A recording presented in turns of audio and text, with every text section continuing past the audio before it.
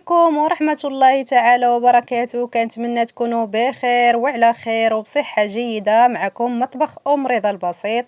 وصفتنا اليوم كلاص كيجي اكثر من رائع، قلت علاش لا ما نشاركوش معكم. كنتمنى تجربوه، ما تنسونيش من التشجيعات ديالكم ومن لي لايك. الناس اللي مشتركين مرحبا، وتنقول لكم شكرا على التعاليق ديالكم الزوينه اللي كتحفزني وكتخليني مستمره معكم. وحتى الناس اللي ما مشتركاش تنقول لكم شكرا ومرحبا بكم.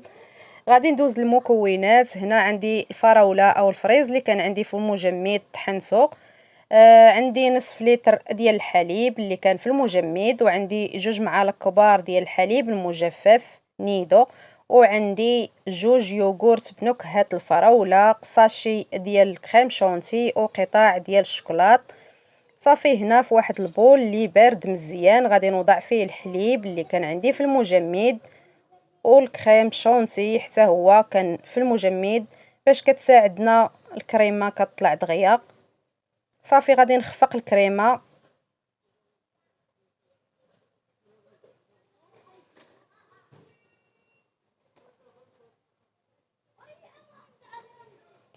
كيجي اكثر من رائع، لذيذ وسريع التحضير، ينفعكم في هذا الصهد.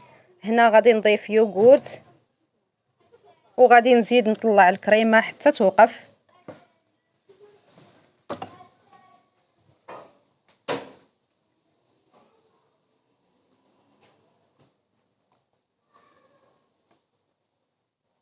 بالنسبه للسكر انا ما ضفتش السكر لان عندي في الفريز. صافي هنا غادي نضيف الفراوله او الفريز تدريجيا حتى نوصل للقوام اللي بغيت، وانا كنخفق باش كيتخلط ليا مزيان. وغادي نضيف لتعزيز اللون غادي نضيف الملون بنكهه الفراوله، ممكن الاستغناء عليه.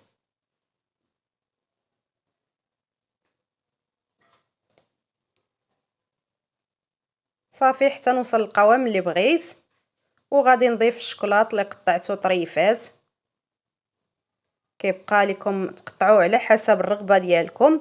غادي نخلط ونجيب واحد المول اللي كيتحل باش يساعدنا باش نزولو الكلاص ملي يجمد. وغادي نغلفو بسلوفان كما كتلاحظوا. غادي نفرغ الكلاص، نقادلو الوجه ونخرج منه الهواء اللي تيكون فيه. صافي وندخلو المجمد يبات ليله كامله حتى يجمد.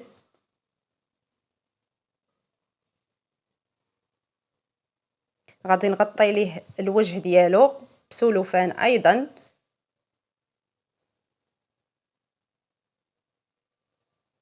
صافي هنا بعد ما جمد وبات ليله كامله غادي نوضعو في صحن التقديم. بالنسبه للزين ما غاديش نهضر لكم عليه لان كيبقى على حسب الرغبه كما تنقول دائما وحسب المتوفر. غادي نقطع لكم طريف. انا هنا راه زربت عليه قطعته هو جامد. يلا خرجته من المجمد. كما كتعرفوا دابا الصهد دغيا كيدوب. كنتمنى يعجبكم وتجربوه. ما تنسونيش من التشجيعات ديالكم والاشتراك ولي لايك. دمتم في رعاية الله، والى وصفة قادمة ان شاء الله.